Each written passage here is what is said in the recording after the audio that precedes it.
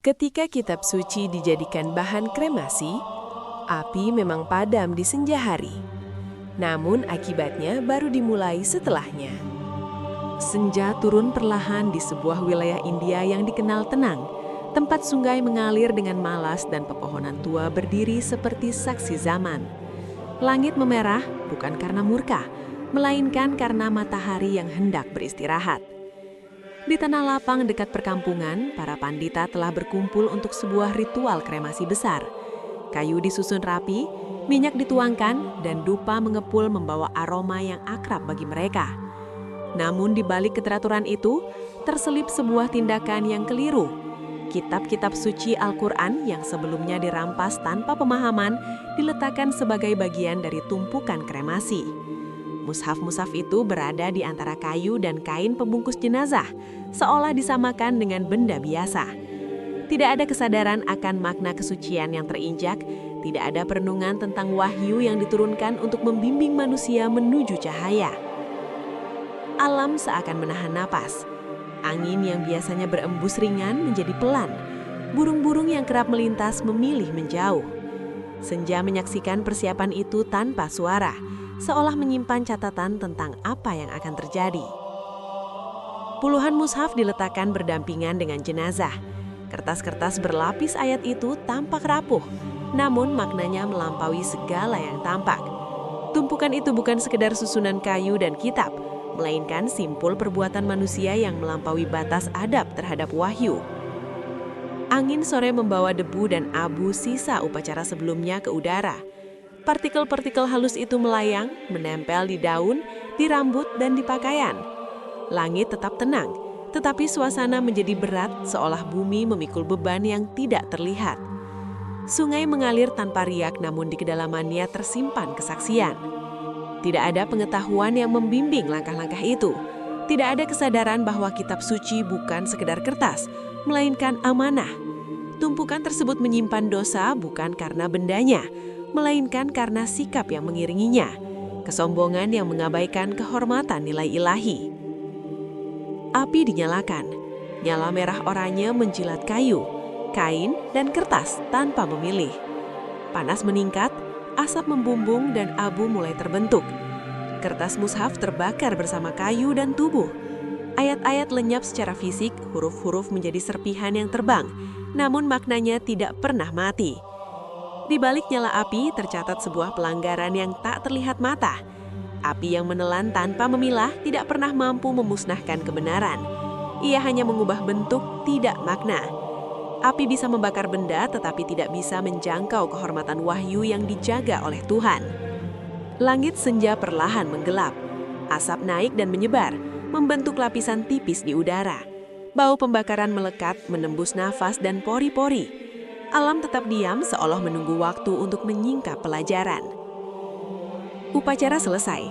Api meredup dan meninggalkan sisa-sisa abu yang hangat. Abu itu menyebar ke udara, menempel di kulit, pakaian, dan pernapasan. Tidak ada yang menyadari bahwa abu itu bukan sekedar sisa ritual, melainkan simbol jejak perbuatan yang ikut pulang. Langkah-langkah kaki meninggalkan tanah upacara. Jalan setapak dilalui dengan biasa. Namun setiap hembusan nafas membawa partikel halus yang telah bercampur dengan sisa-sisa pembakaran. Abu itu menempel, tinggal dan menjadi bagian dari keseharian. Malam turun, rumah-rumah menyambut dengan lampu temaram. Air mengalir untuk membersihkan tangan dan wajah, tetapi tidak semua yang menempel dapat hilang. Ada jejak yang tidak terlihat air, jejak sikap dan niat yang menetap lebih lama. Hari-hari berlalu. Pada awalnya perubahan terasa ringan. Kulit mulai menunjukkan bercak kecil, rasa gatal yang datang dan pergi. Waktu berlalu dan tanda itu bertambah jelas. Luka kecil muncul, rasa perih menyertai, dan warna kulit berubah tak biasa. Penyakit datang perlahan, tanpa suara. Tidak ada peringatan yang lantang. Ia hadir sebagai pengingat bahwa setiap perbuatan memiliki pantulan.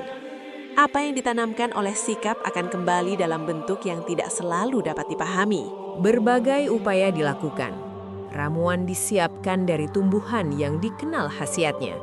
Air dihangatkan, minyak dioleskan, dan ritual tambahan dilakukan dengan harapan kesembuhan. Namun penyakit tidak surut.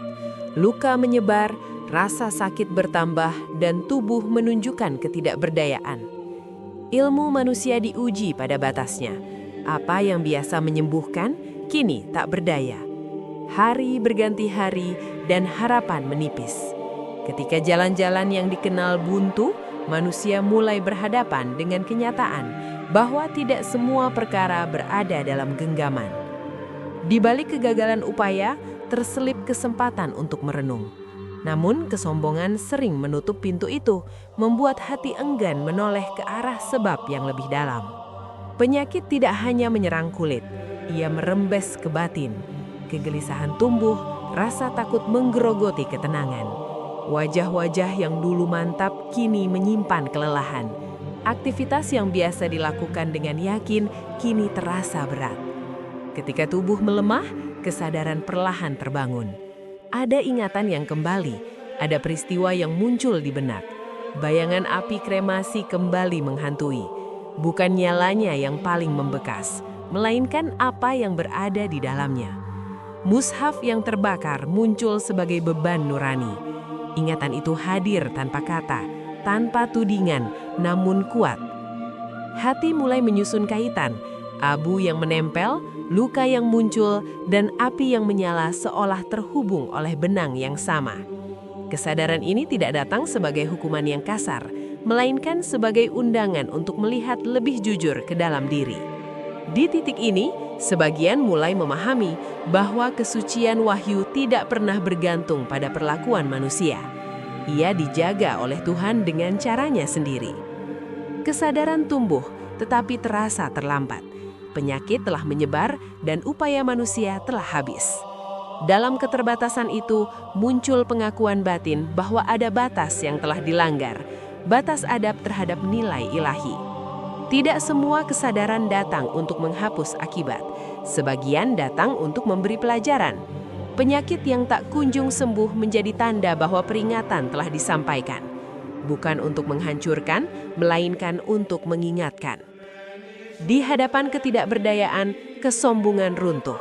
Yang tersisa adalah pengakuan akan keterbatasan manusia dan kebesaran Tuhan yang menjaga kehormatan wahyunya.